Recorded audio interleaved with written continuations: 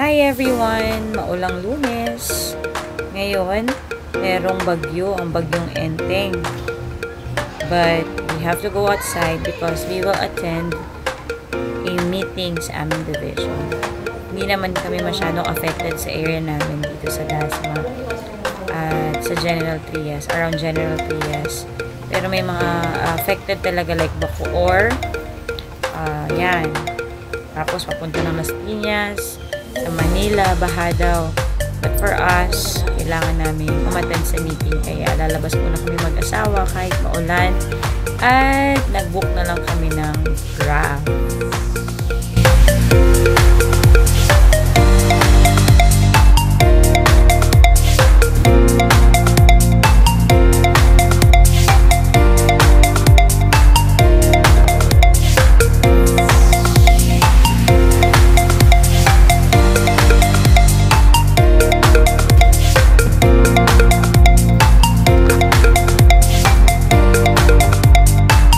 From Dasma, mga 30 minutes din papuntang General Trias. Doon yung aming venue. Kaya, dito na lang kami nag-shortcut sa may loob ng village namin kasi may shortcut dyan. And, yun nga, paglabas namin, maulan. Hindi naman ganun kalakas yung hangin at yung ulan, pero tuloy-tuloy siya. Okay, mataas yung volume ng water kasi hindi tumitigil yung ulan kahit hindi ganun katagal. Hindi ganun kalakas rather. Kaya siguro nagkakaroon ng baha dun sa mga lower areas, especially yung may mga problema din sa drainage. Kaya binabaha sila kasi tuloy-tuloy yung ulan. And by the way, I just want to encourage everyone na makakatulong tayo sa ating kapaligiran kapag nagtatapon tayo ng basura sa tamang pagtatapunan. Kasi marami sa atin, hindi pa rin natin ma-practice yung proper segregation and proper handling of our garbages. At pwede itong maging dahilan kung bakit nagkakabaha sa ating mga area. Sa mga kanal, nandun na lahat ng plastics, mga cans, and yun, iba't iba pang basura na tayo rin namang may gawa mga tao. Kaya naman, I'm encouraging everyone na nakakapanood nito na please, i-practice natin yung proper segregation and proper handling of our garbages kung saan dapat ito itapon. Diba? Sa simpleng effort mo, sa simpleng disiplina at maging kasanayan mo na malaki ang magiging impact mo sa society. So, yun lang. Sana magtapon tayo ng basura sa tamang tapunan.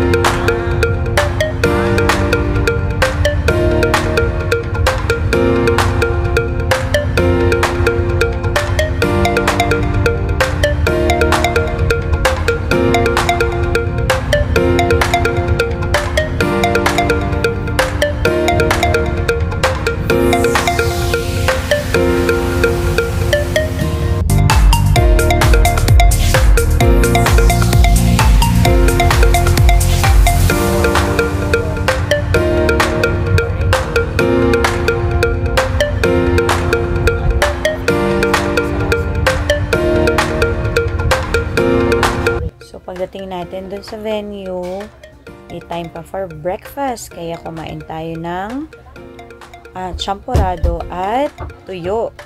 Personally, hindi ako marunong kumain ng tuyo.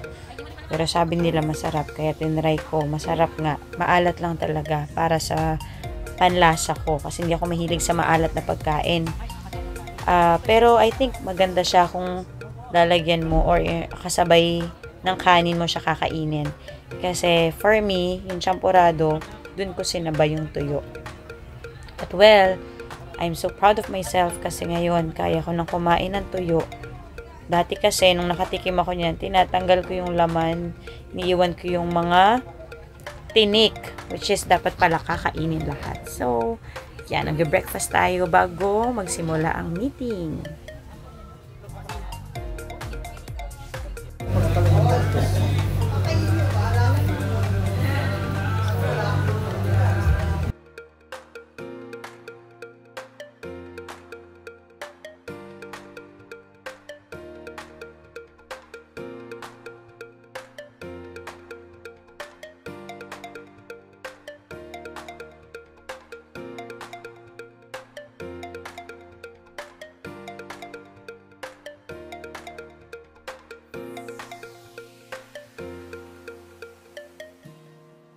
With God's grace, nakapunta naman kami ng safe sa venue at nakauwi rin kami ng bahay mula sa meeting. Kaya nagpapasalamat kami sa Panginoon.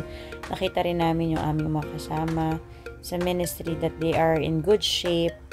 Bagaman yung iba may sakit, so we prayed for them.